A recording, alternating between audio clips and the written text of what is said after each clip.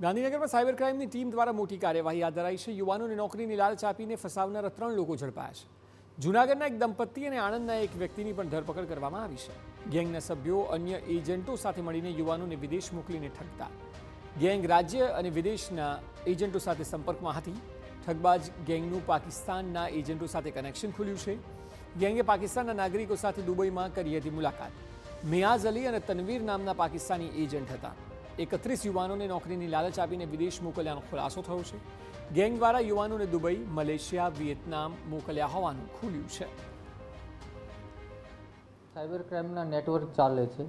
આ નેટવર્કમાં ભારતના અલગ અલગ રાજ્યોમાંથી યુવકો અને યુવતીઓને ત્યાં મોકલવામાં આવે છે અને ત્યાં તેમની પાસે ગુલામી કરાવી અને સાયબર ક્રાઇમ કરાવવામાં આવે છે અને એમને ગોંધી રાખવામાં આવે છે, શારીરિક યાતનાઓ આપવામાં આવે છે અને જો એમને પરત ફરવું હોય તો એના માટેની એક કિંમત ચૂકવવી પડે છે।